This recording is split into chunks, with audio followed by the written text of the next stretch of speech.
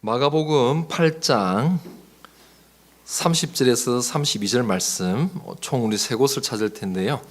마가복음 8장 30절에서 32절 말씀입니다. 신약성경 67쪽입니다.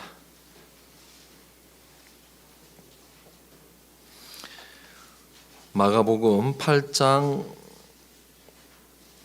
30절에서 32절 말씀 먼저 읽겠습니다. 시작.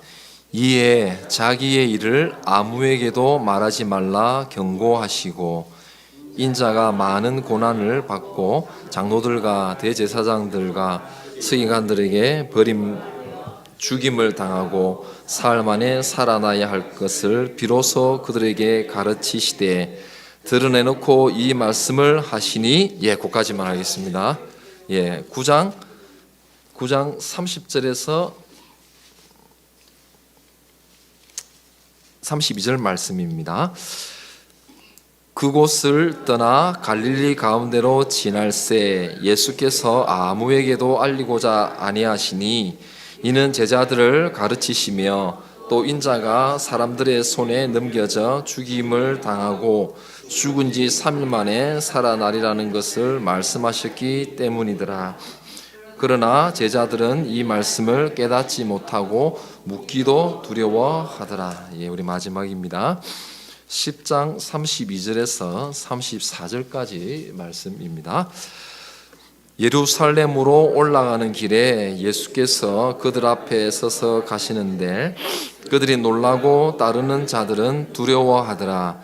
이에 다시 12 제자를 데리시고 자기가 당한 일을 말씀하여 이르시되 보라, 우리가 예루살렘에 올라가노니 인자가 대제사장들과 서기관들에게 넘겨지매 그들이 죽이기로 결의하고 이방인들에게 넘겨주겠고 그들은 능욕하며 침 뱉으며 채찍질하고 죽일 것이나 3일 만에 살아나리라 하시니라. 아멘. 우리 복음서가 총 몇 개입니까? 사복음서. 복음서가 대충은 비슷한 내용인데 4개나 돼서 좀 화가 나시는 분들 여기 계시죠? 그렇죠? 뭐 한다고 4개나 내가 읽을 것들을 많이 만들었냐 말이야. 대충 보니까 비슷하던데 이런 생각을 한 번쯤은 하셨을 것입니다. 그런데요, 여러분 지금 저의 전면을 보지만 저의 뒷면을 못 보신 거잖아요. 또 위에도 못 보신 거잖아요. 다양한 각도에서 보면 저를 좀 더 자세히 알 수 있겠죠. 그런 의미로 복음서가 4개나 되기 때문에 예수님이 어떤 분이신지 더 자세하게 더 많이 알 수 있는 줄로 믿습니다. 보통은요 4개의 복음서 중에서 요한복음은 좀 따로 떼놓더라고요, 학자들이. 어릴 때부터 그 얘기는 많이 들었어요. 요한복음은 뭐가 그리 다른데 보니까 아예 처음부터 예수님은 하나님이시다, 말씀이 하나님이라고 되어 있지만 전체 읽어다 보면 결국은 그 로고스라는 것이 예수 그리스도를 말하는다는 것을 알 수 있게 됩니다. 그래서 처음부터 예수님이 하나님이시다라고 그냥 한 데서 세게 나간 데서 별명이요, 독수리 복음이라는 별명을 갖고 있습니다. 뭐라고 해? 참새 말고요. 독수리. 처음부터 예수는 하나님이시다 라고 시게 나간다 해서 독수리 복음입니다. 그래서 학자들은요, 나머지 또 3개는 비슷하다 해가지고요, 이름을 붙여놨는데 공관 복음이라 해요. 관점이 똑같다 이거죠. 근데요, 여러분, 우리는 잘 모릅니다만은요, 이 나머지 3개 복음서 저자들한테 물어보십시오. 관점 똑같은 거 왜 기록했냐면요, 굉장히 기분 나빠할 겁니다. 그래서 한 학자가 나타나가지고요, 복음서가 관점이 똑같다는 말에 대해서 자기는 정확하게 반대를 나타냈습니다. 그 사람이 누구냐면요, 괜히 좀 뭐 학자 이름 내니까 또 괜히 척해서 죄송합니다. 베르너 K 까먹다, 그렇죠? 켈보라는 베르너 K 켈보라는 H 켈보라는 사람인데요, 이 사람은 이렇게 주장합니다. 복음서가 비슷하지 않다. 복음서는 그 복음서만의 의도를 갖고 있다, 이렇게 주장했습니다. 그러면 그 사람이요, 마가의 예수 이야기라는 책을, 나름 유명한 책을 하나 두껍진 않지만 썼습니다. 그럼 그 사람은 마가의 예수 이야기라는 책을 통해서 마가가 어떤 책이라고 우리들에게 말하고 싶어 하는지를 오늘 사실은 나눔으로써 오늘 말씀을 대략 끌고 가려고 하는데요. 마가의 예수 이야기를 책 쓴 그 저자는요, 마가복음을 읽어보니까 독특한 것이 있더라. 내용이 비슷해도 이거는 독특하더라. 오늘 금방 제가 세 군데 본문을 읽은 거 기억나십니까? 세 군데 읽은 거 기억나십니까? 기억 안 날 수도 있습니다. 단기 기억 상실증을 앓을 모를 수도 있습니다. 저도 남 얘기가 아니더라고요. 금방 해도 돌았으면. 몇 군데 읽었습니까? 세 군데 읽었습니다. 세 군데의 내용이 동일했는데요. 거의 흡사했는데 뭐였습니까? 무슨 내용이 반복되었지요? 예수님이 얘기하신 내용인데요. 내가 쉽게 말해서 죽을 거다 라는 얘기. 이 순환 예고를 하지 않습니까? 순환 예고. 내가 죽을 거다. 그리고 다시 살아날 거다. 이 얘기를 세 번을 기록해 놨습니다. 그러면 목사님 마태복음은 없습니까? 있어요. 그런데 중요한 요지는 뭐냐면요, 그 순환 예고를 하고 나서 그 다음에 제자들의 반응이 오늘의 요지입니다. 근데 마가복음은요, 동일하게 실망스러운 장면이 연결이, 바로 그 다음 이야기에 연결 붙여놨습니다. 거기에 반해서 마태복음에는 마가복음처럼 그렇게 실망스러운 이야기가 바로 연결되지 않습니다. 사이에 다른 이야기가 있다가 나오거나 그렇게 돼요. 그래서 이 베르너 이 사람은요, 자기가 마가복음을 제대로 연구해 보니까 세 번의 순환 예고가 나와 있는데 그 다음에 나온 이야기가 기가 막힌다. 우리가 알고 있는 제자의 모습이라고 하기에는 의심스러울 정도로 정말 어떤 모습일까요? 실망스럽게 짝이 없는 이야기가 바로 붙어 연결되고 있더라 라는 것을 보여줍니다. 자, 그러면요, 그래, 알겠습니다. 그래, 순환 예고 세 번 하고 그 다음에 제자들이 실망스러운 모습을 그래 나왔네. 근데 그 이야기가 어쨌단 말이냐?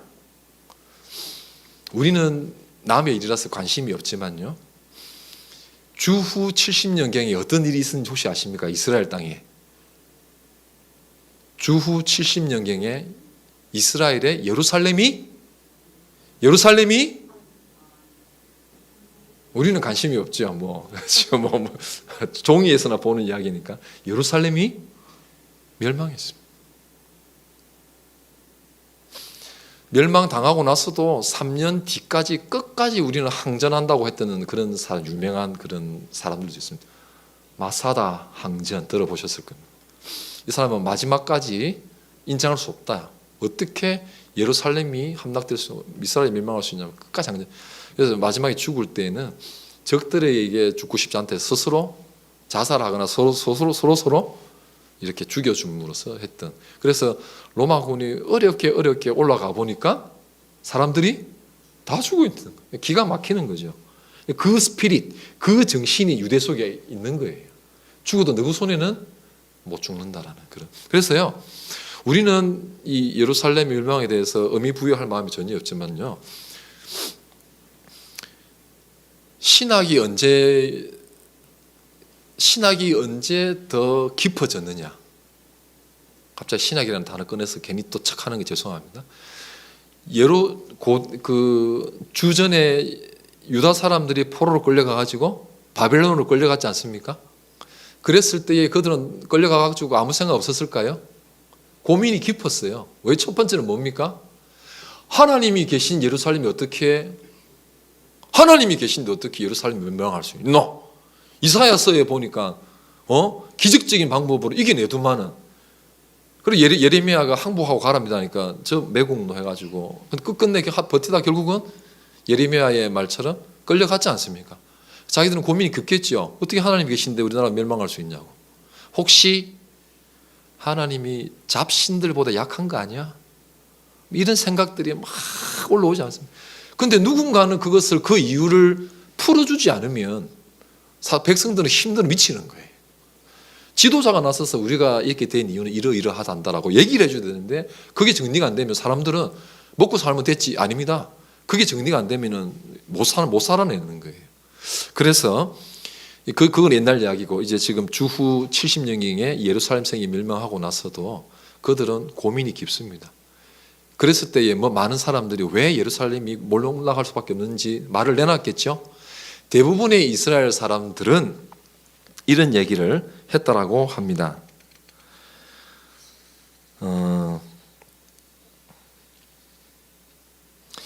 유대 사회 속에 만연해 있던 이유 없는 증오심 때문에 하나님께서 벌하셨다라는 말들을 그들 사이에 많이 했다라고 합니다. 좀 일리가 영 없는 건 아니죠. 이유 없는 증오심이 이스라엘 가운데 팽배해져 있었다. 이유 없이. 이 말 듣고 나니까요, 우리나라도 지금 이유 있게 이유 없게 서로 간에 증오심이 충만하면 참 위험한 정상이겠다라는 생각이 들었습니다. 자, 그랬는데요. 그러면 이 마가의 예수 이야기 이 저자는요, 예루살렘 성이 멸망할 수밖에 없었던 이유를 자기 나름대로 정리를 했습니다. 자, 그러면 이 저자는 예루살렘이 멸망할 수밖에 없었던 이유를 뭐라고 내놨을까요? 게을러서 멸망했다 그랬을까요?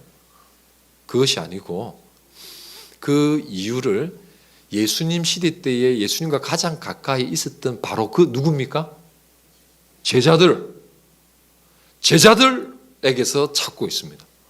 생각해보면 아니 제자들 초반에 좀 흔들흔들했지만 뒤에 가면은 결국 순교의 자리까지 다 이르렀는데 제자들 걸고 넘어지면 어떡해, 이런 생각 저는 들었어요. 그런데 그 저자는 뒤에 예수님 십자가 고난받고 함께 죽었던 제자들에게 탓하는 것이 아니라 그 전에 예수님 근처에 가장 가까이 있었지만 말귀를 못 알아듣고 딴소리하는, 자기들이 생각하는 그리스도관에 충만해가지고 엉뚱한 것을 바라고 있었던 그 제자들을 그 생각에 탓을 돌리고 있다, 이렇게 얘기하는 것이 정확하겠습니다. 그래서 이 저자는 오늘날도 너희들이 그때의 제자들이 엉뚱한 태도를 취했던 것처럼 한다고 한다면 너희들의 조국도 보장할 수 없다 라는 논조로 그 책이 이끌고 갔습니다. 자, 제가 얘기 길었는데 그럼 확인을 하는 시간을 한번 가져보려고 합니다.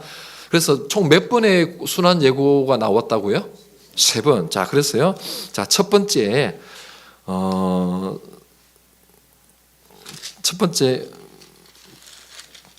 그 유명한 베드로가 주는 그리스도시입니다라는 그 유명한 고백이죠. 8장 29절 너희는 나를 누구라 하느냐 하니까 주는 그리스도이시다 하며 이에 자기의 일을 아무에게도 말하지 말라 경고하시고 인자가 많은 고난을 받고 그 이야기가 나오는 겁니다. 눈으로 확인하셨습니까? 예. 자, 그랬는데 그 얘기를 하고 나니까 여러분 제자들 중에 예수님을 가장 사랑했던 제자가 누구라고 우리 말하면 속이 시원하겠습니까? 베드로죠. 예수님께서 자신의 순환받을 것을 얘기했는데 베드로가 어떻게, 성경책 보지 마시고 베드로가 어떻게 했을 것 같습니까? 어떻게 했으면 우리가 아는 베드로일 것 같습니까? 그렇습니까? 그럼 우리가 해야 될 일은 뭡니까? 이러면서 뭔가 예수님에게 힘을 돋아주려고 하는 그런 베드로 어울리지 않습니까? 자, 그런데 그럴까요? 자, 32절 함께 읽겠습니다. 시작. 드러내놓고 이 말씀을 하시니 베드로가 예수를 붙들고 항변하매. 여러분, 베드로가 예수를 붙들고입니다. 붙들고 뭐 했다고 되어 있는가요? 항변. 옛날 성경책에는 간하다 이렇게 되어 있습니다. 양념 넣습니까? 간하다. 신하들이 임금들에게 이렇게 뭔가 바른 소리 하는 걸 간하다라고 한다 그래요. 근데요, 그 번역도요, 이 전체 느낌은 맛을 죽여버린 것입니다. 왜 그렇게 말씀드릴 수 있냐면요, 여하튼 베드로가 뭐 했다고요? 걱정한 게 아니라 항변했다 그랬습니다. 근데 그 항변하는 어떻게 제자가 예수님을 붙잡고 막 흔들면서 그런 소리 하지 말라고 막 지금 따진 거 아닙니까? 그 말씀을 들었던 예수님이요, 33절 시작. 예수께서 돌이키사 제자들을 보시고 비시며 베드로를 꾸짖어 이르시되 사탄아 내 뒤로 물러가라 되어 있습니다. 여기서 베드로에게 뭐 했다고요? 예수님이 꾸짖어. 마가복음에서 때로는 꾸짖다라는 말은요, 귀신을 쫓아내다라는 의미로 쓰입니다. 그래서 꾸짖는다는 말은 굉장히 센 단어입니다. 사탄아 하고 꾸짖을 때 이 꾸짖다. 예수님께서 베드로에게 그딴 소리 하지 말라면서 꾸짖으셨어요. 그런데 이 꾸짖다라는 이 단어가 베드로가 예수님에게 한 그 뭐예요? 항변하다는 단어가 똑같습니다. 그러니까 베드로는 예수님께 뭐 한 것입니까? 꾸짖었습니다. 왜 꾸짖었죠? 지금 힘내가지고 나라를 지금 엎어치기 해야 되는데 지금 죽는다고? 꾸짖은 거예요. 실망스럽지요? 너무 마음이 넓으셔가지고. 예수님이 첫 번째로 자신이 죽을 것에 대해서 어렵게 말을 꺼내셨는데 베드로가 자꾸 흔들면서 그딴 소리 하지 말아요. 뭐 그런 약해 빠진 소리를 하냐. 예수님은 오히려 이거는 지금 뭐 사적 이야기가 아니지 않습니까? 사탄아 내 뒤로 물러가라. 이거는 하나님의 일인데 지금 인간 얘기 아니다. 꾸짖어 버리셨어요. 자, 이래서 첫 번째 충격적인 이야기입니다. 자, 그러면 베드로가 생각하는 그리스도가는 예수님이 말하는 거 틀리다는 걸 알 수가 있었죠. 제가 이렇게 쭉 가는 이유는요, 과연 우리는 어떤 그리스도를 기대하고 있는지를 한번 생각해 보자는 것입니다. 베드로가 틀릴까요? 조금만 고난 주면 이거 아니지 않습니까? 바로 나올 수 있는 것이 사실은 우리라는 거죠. 두 번째 한번 보겠습니다. 두 번째 고난 예고한 부분이 어디였죠? 바로 한 장만 넘기면 나오죠. 9장 30절 32절 말씀 아까 읽었지 않습니까? 그렇죠? 인자가 사람들의 손에 넘겨지어 죽임을 당하고 쭉 나오고 있습니다. 자, 그러면 원래 성경은 두루마로 되어 있어서 장절 구분도 없었고 앞뒤 전후 문맥은 굉장히 중요하다는 것을 우리에게 많이 들었습니다. 자, 그 심각한 이야기를 두 번째로 했는데 두 번째에 들은 제자들의 태도는 뭐라고 마가가 우리들에게 고발하고 있을까요? 33절 한 절만 읽어볼까요? 시작. 가브나움에 이르러 집에 계실새 제자들에게 물으시되 너희가 길에서 서로 토론한 것이 무엇이냐 하되 그들이 말도 못합니다. 잠잠하니 이는 그래서 길에서 서로 누가 크냐 하고 뭐 했다고요? 쟁론. 자, 마가가 지금 우리들이 고발합니다. 제자들 말입니다. 두 번째 예수님이 고난을 예고했는데 제자들은 어떤 존재인지 아십니까? 독자 여러분, 누가 더 크냐고 길에서 논쟁 붙었던, 죄송합니다, 인간들이 제자입니다. 이렇게 고발하는 것입니다. 무엇은 주제로요? 누가 더 크냐? 제자들의 관심은 예수님의 고난 관심이 없어요. 누가 더 크냐? 네가 낫나 내가 낫냐? 이게 지금 더 사실은 관심사였다는 것입니다. 마지막으로 세 번째 예수님의 고난 나오는 부분이 어디죠? 마가복음 10장 32절에서 34절까지입니다. 동일하게 약간의 내용, 말은 틀리지만 결국은 내가 죽는다라는 순환에 대한 예고가 있습니다. 자, 세 번째 얘기가 나왔을 때 그 다음에 제자들의 모습은 어떤 이야기가 어땠다고 우리들에게 고발해주고 있을까요? 10장 35절 시작. 세베대의 아들 야고보와 요한이 주께 나와 여짜오되 선생님이여 무엇이든지 우리가 구하는 바를 우리에게 하여 주시기를 원하옵나이다. 이르시되 너희에게 무엇을 하여 주기를 원하느냐 여짜오되 주의 영광 중에서 우리를 하나는 주의 우편에 하나는 좌편에 앉게 하여 주옵소서. 우리 복음서가 총 몇 개라고 했습니까? 4개. 그래서요, 이 마가복음에서는 이 이야기를 조금 짧게 짭조름하게, 마가복음 성경은 내용을 최대한 줄여서 짭조름하다는 표현을 씁니다. 괜히 넓게 펴지 않았어요. 그런데 궁금한 건 여기에 조금 못 찾을 수가 있어요. 똑같은 내용을 마태복음에서는요 더 자세히 풀어놨는데 한쪽은 우편 좌편에 앉게 해달라고 한 사람이 여기서는 야고보와 요한인 것처럼 보입니다. 주께 나와 35절. 근데 마태복음 누가 대답하셨어요? 마태복음에는 누가 그렇게 했다고요? 김순재 권사님 말씀하셨습니까? 엄마가, 세베대의 아들들의 엄마가 아들들을 데리고 나와서 우리 아들 오른쪽 왼쪽 앉게 해주소. 이게 요즘 말로 하면 뭡니까? 무슨 바람인가요? 치맛바람. 이 치맛바람의 역사가 좀 오래. 근데 고난 받는 길에 우리 아들을 먼저 내놔라 그러면 이거는 뭐 정말 놀라운 일이지만 영광 받는 자리라고 전제하고 예수님이 그걸 다 아시고 너희들이 마시고자 하는 잔을 너는 모르고 지금 엄당한 소리 한다 이런 얘기가 뒤에 연결된 이야기 정리해 보겠습니다. 마가는 우리들에게 고난이라는 중요한 이야기를 세 번을 던지는데 그 뒤에 고의적으로 거의 막 이거는 100% 아니겠습니까? 문맥이 흐름이 중요하니까요. 고의적으로 그 말을 들었던 제자들의 참 어이없는 반응들을 붙여놓음으로써 우리들에게 고발하고 있는 것이죠. 그래서요, 심지어 마가 그 베르느의 주장이 영 흩은 것이 아닌 게 마가복음서 안에서는요 예수님의 부활하셨다는 이야기가 없습니다. 원래는 없습니다. 그런데 없다고 치면은 충격적이지 않나요? 어떻게 예수님의 부활한 이야기를 빼먹어 복음서가 좀 놀라 주십시오. 그렇지 않습니까? 복음서가 어떻게 예수님 부활한 얘기를 빼냈습니까? 없어요. 그런데 여러분 성경 그 마가복음 뒤에 가보면요 요렇게 네모지기 이렇게 가로해 놓은 거 한 번씩 눈에 띌 겁니다. 이거 왜 놨죠? 동글빼기가 아니고 이렇게 딱 각져서 해놨어요. 이거 왜 놓죠? 그것도 성경책에 뒤에 보면 있습니다. 어느 사본에는 있고 어느 사본에는 없기 때문에 딱 잘라서 이것을 원본이라고 말하기에는 조금 찝찝합니다라는 의미로서 우리에게 표기를 해준 것입니다. 그래서 이게 성경이 아니라고 말하는 것이 아니라 어떤 사본에는 없어서 조금 참고하세요. 그래서 만약에 없는 것이 더 원본에 가깝다고 한다면 마가복음에는 예수님의 부활한 모습은 없습니다. 요 안에 들어가 있습니다. 이것이 사실이라고 한다면 마가는 고의적으로 예수님의 부활 얘기도 빼뿐 거예요. 그러면 뭘 얘기를 하고 싶었냐? 마가는 고난 받으시는 예수 그리스도의 온통 다 그냥 부어버리고 싶었던 것입니다. 그래서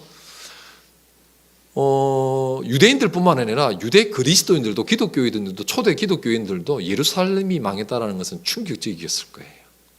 왜냐하면 하나님 나라의 근거지는 어디다요? 예루살렘이라고 믿었던 거예요. 그런데 예루살렘이 망해버리니까 이거는 하나님 나라가 사라진다 없어진다 어찌 된 게 뭐가 잘못됐냐. 그런데 이 마가는요 앞부분에요 시향강에서 제가 다 찾지는 않습니다만은요 갈릴리에 계시는 예수님을 많이 끄집어 올립니다. 어디에 계시는요? 갈릴리의 어부라는 말 앞에 무슨 말 붙입니까? 갈릴리 어부 앞에 촌놈. 네, 갈릴리 나사렛. 촌놈이라는 말 붙입니다. 그렇죠? 우리로 말하면 어느 도시쯤 말하시면 안 됩니다. 상처받을. 뭐 진주라 해도 뭐 하고 하여튼 죄송합니다. 진주 있으면 안 되는데. 예. 그런 촌뜨기 취급하던 갈릴리 나사렛에서 활동하시는 예수님 모습을 마가는 많이 예루살렘 많은 곳이는 죽는 곳.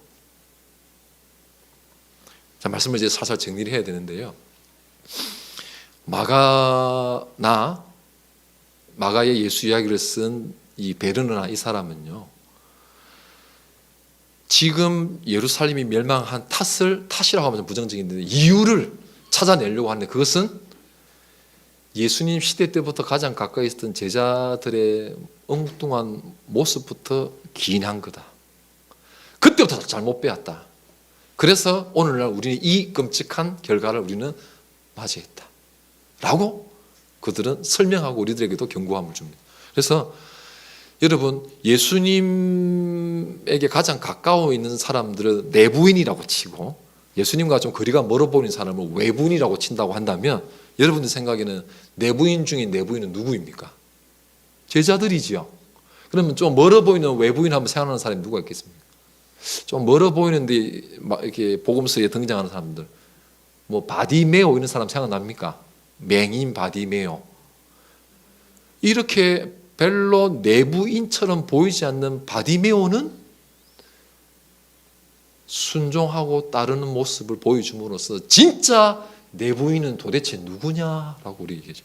내부인 같았다 보였던 이 제자들은 실망스럽게 자기 지금 설득이 되셨죠? 3번이나 그 중요한 얘기를 했는데 엉뚱한 행동을 하는. 그 뒤에도 보면요.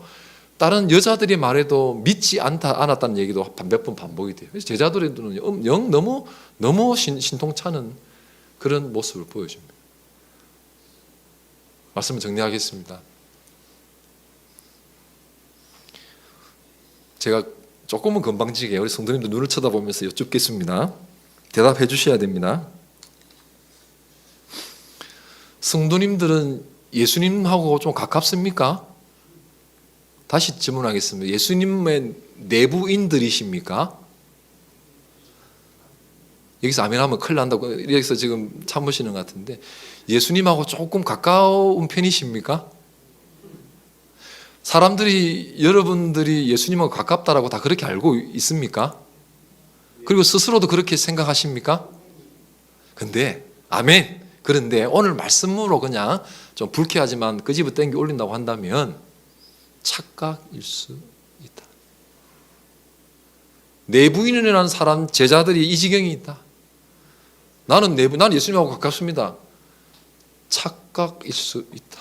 오히려 우리 눈에 볼 때에는 저 주일만 오고 저래가 신앙생활 되겠냐 말이야. 이런 죄송합니다. 판단을 벌써 해버렸네요 제가. 주일만 와가지고 무슨 신앙생활을 한다고. 그것도 또 빠뜨려 먹고 이렇게 우리가 볼 때는 인정할 수 없는 그런 사람이 오히려 바디메오처럼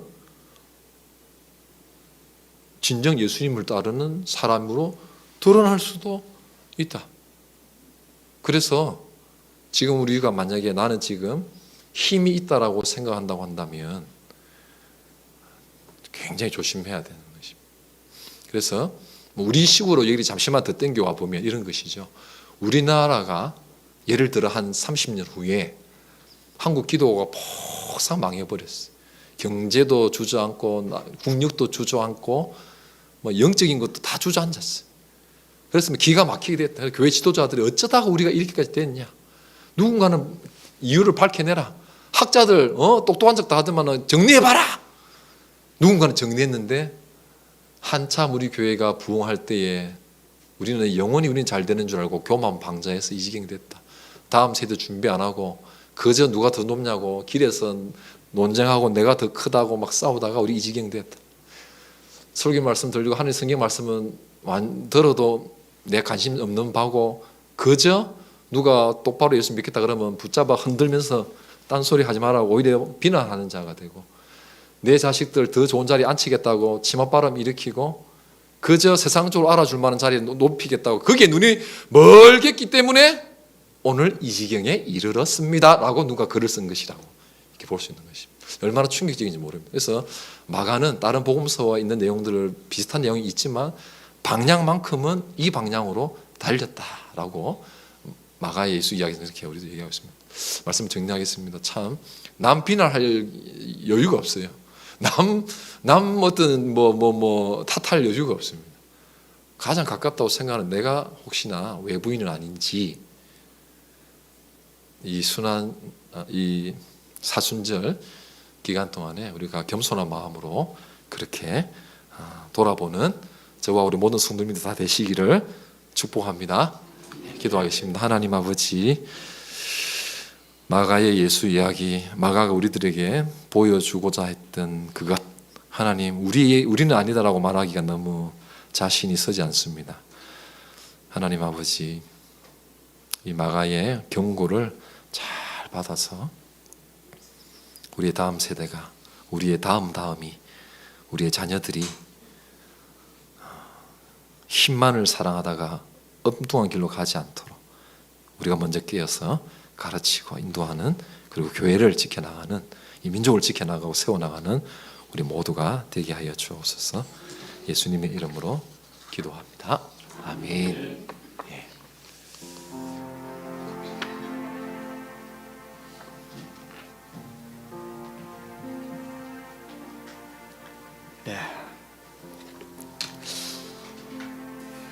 마가는 의도적으로 제자들의 불신앙과 보지 못함을 드러내려고 하죠.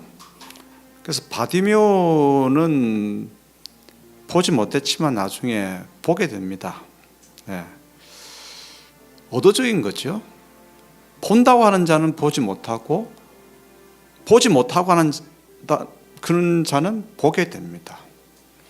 그래서 고난받음에 대한 더 깊은 이해가 우리 사순절 기간 우리들 가운데 있게 되기를 소원합니다. 부활은 십자가를 통해서 가지 아니하면 부활에 결코 이를 수가 없습니다. 마가는 복음서 가운데 가장 먼저 기록된 책으로 고난에 집중합니다. 고난.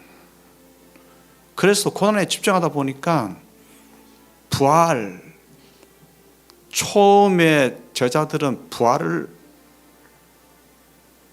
고난을 놓쳐버렸기 때문에 부활을 생각하지 못하는 거예요. 우리 찾읍시다. 고난의 깊은 의미를 찾을 때에 부활의 놀라운 영광을 경험할 수 있습니다. 본다고 하지 말고 주님 나는 보지 못합니다. 듣는다 하지 말고 주님 저는 듣지 못합니다. 통각이 있다라고 말하지 말고 저는 통각이 없습니다. 성령님 오셔서 종의 영적 감각을 깨워 주시옵소서. 통각. 여러분들 가운데에 그 통각이 살아나게 되기를 축복합니다. 기도 수저 가져오셨습니까? 펴시고 수요일 날 가정을 위한 기도 같이 하도록 하겠습니다. 주님의 빛 앞에 서겠습니다. 주님께서 빛을 비춰주실 때에만 우리는 우리 속에 있는 어둠을 발견하게 됩니다. 다 함께 주님의 빛 앞에 서십시다.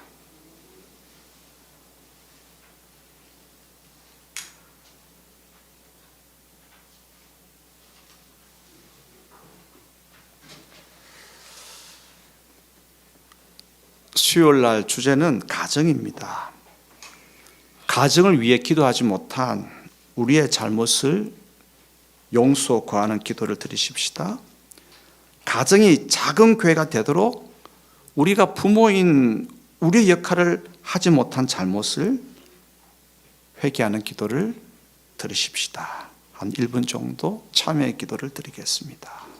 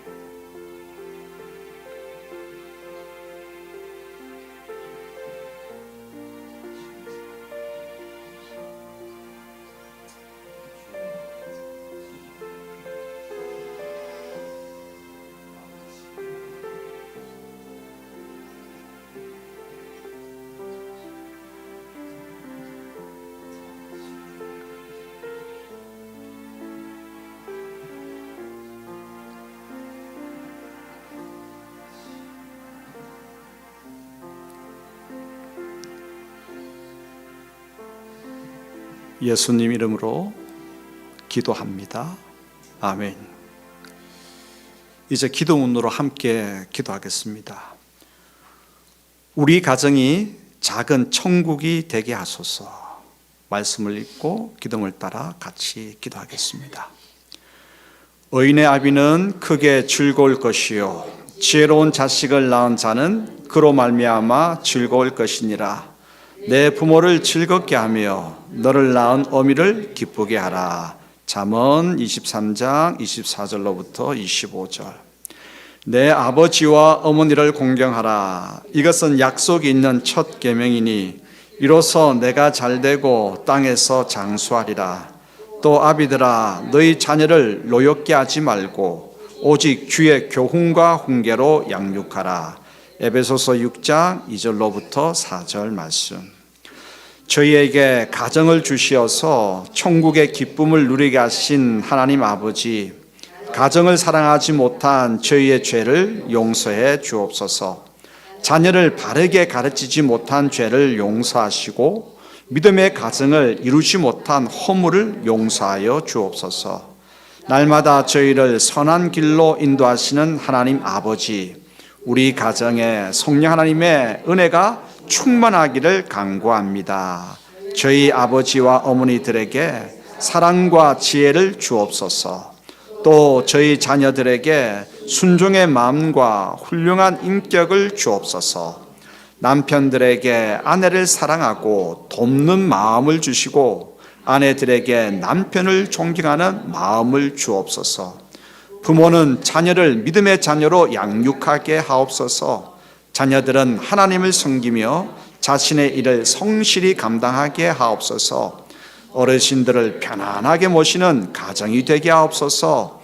그리하여 한국교회의 가정들이 작은 천국이 되게 하옵소서. 모든 가정마다 하나님을 경외하고 이웃을 섬기며 하나님을 기쁘시게 하는 가정이 되게 하옵소서. 우리 주 예수 그리스도의 이름으로 기도합니다. 아멘. 이제 한 1분 정도 또 개인별로 가정, 여러분 어떤 문제와 또 어떤 가정에 대한 기도의 제목들이 있습니까? 개인별로 우리 깊은 기도로 한 1분 정도 나아가도록 하겠습니다. 기도하겠습니다.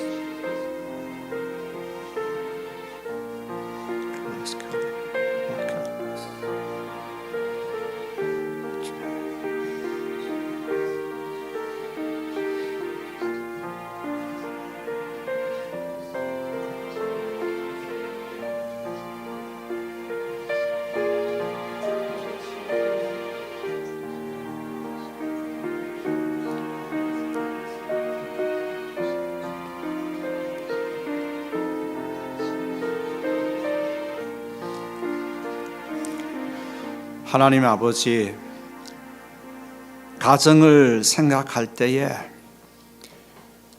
부모된 자로서 너무나 부끄러워 기도할 수가 없습니다.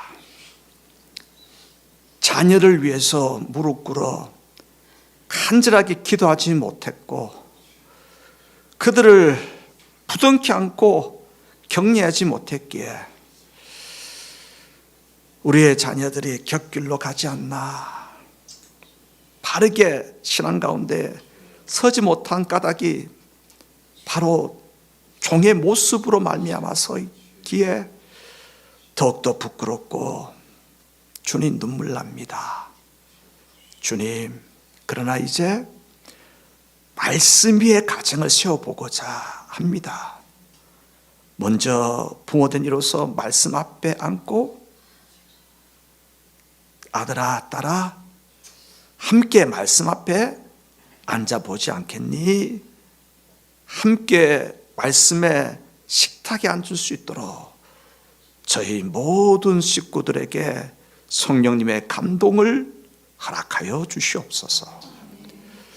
시대가 가면 갈수록 어두워져 가지만 아버지 하나님, 믿음의 가정들 말씀의 빛이 환하게 타오르므로 말씀을 살아내고자 하는 뜨거운 가슴으로 주님 하루하루 이 땅 가운데 살아갈 때에 하나님 백성들의 삶을 통해서 이 나라가 건재할 수 있도록 도와주시기를 소원합니다. 저희 각 가정들을 그런 도구로 사용하여 주시옵소서.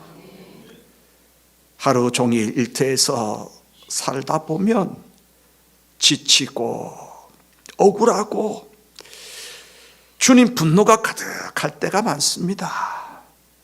그러나 가정이 천국되어서 저녁에 집에 돌아가서 사랑을 공급받고 위로를 공급받고 격려를 공급받아서 그 모든 분노와 억울함과 눈물과 낙심을 이겨낼 수 있도록 우리 각 가정이 그리할 수 있도록 은혜를 풍성히 내려주시기를 소원합니다.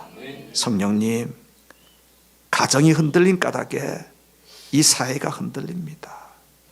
아버지 하나님, 믿음의 가정뿐만 아니라 이 땅의 모든 가정들이 참으로 바르게 설 수 있도록 은혜를 크게 내려주시옵소서. 특별히 자녀들을 위해서 기도합니다. 우리의 믿음의 자녀들이 말씀 위에 든든히 서게 하여 주시고, 또한 우리 모든 식구들이 참으로 정직하고 성실하게 맡은 바 일들을 감당할 수 있도록 도와주시고, 가정이 저녁마다 안식과 평강과 위로와 격려의 귀한 천국의 공간이 될 수 있도록 은혜 내려 주시기를 소원합니다. 교회가 가정 같게 하시고, 그래서 힘을 많이, 위로를 많이, 격려를 많이 공급받을 수 있도록 도와주시옵소서. 오늘도 개인적으로 하나님 앞에 아래 모든 가정에 대한 기도 제목들 돌아오게 하시고 채워주게 하여 주시고 열려지게 하여 주시고 메꾸어 주시옵소서. 감사합니다. 하나님 영광 받으시옵소서. 예수 그리스도 이름으로 기도드리옵나이다. 아멘. 이제는 우리 주 예수 그리스도의 은혜와 하나님의 크고 놀라우신 사랑과 성령님의 위로와 교통하여 주심이 머리좌리 모든 교들 위해 이제로 영원토록 함께 하시기를 간절히 축원하옵나이다. 아멘.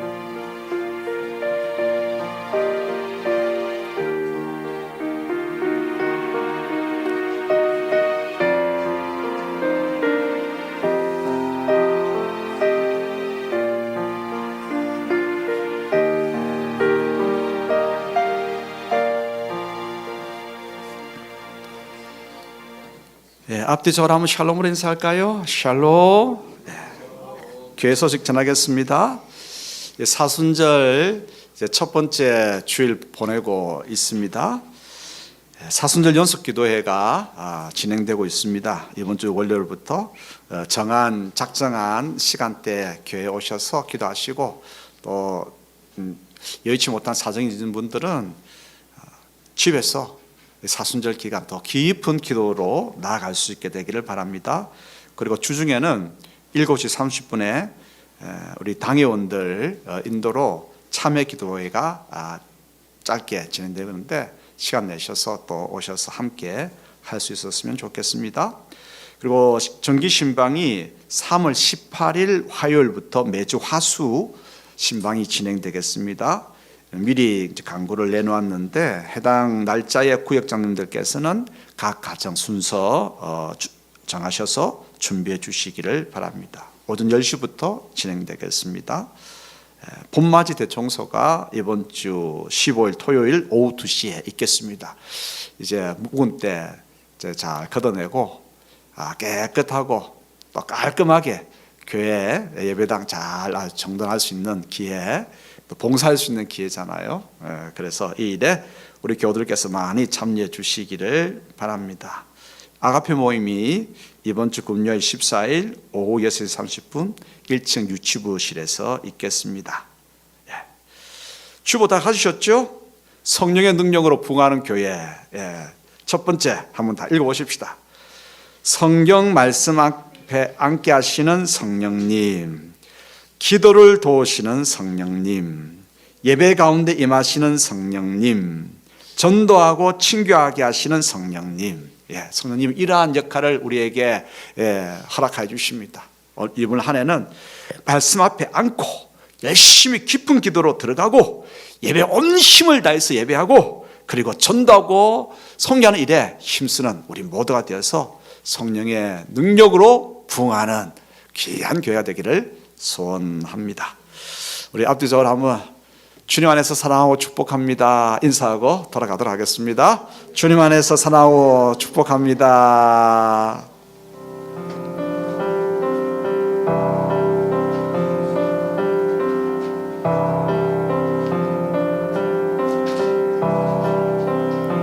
닿을 수 없고 오를 수 없네 사망의 권세 놓인 우리 절망 가운데 하늘을 보며 주의 이름 나 부를 때 어둠을 뚫고 주님의 사랑 내 영혼을 비추시네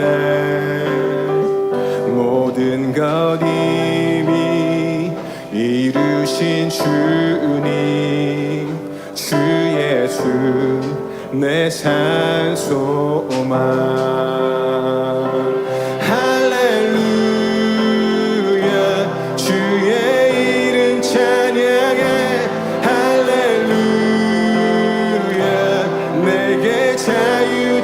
주셨네 죄의 저주 끊으신 구원의 주기는 주 예수 내 찬송만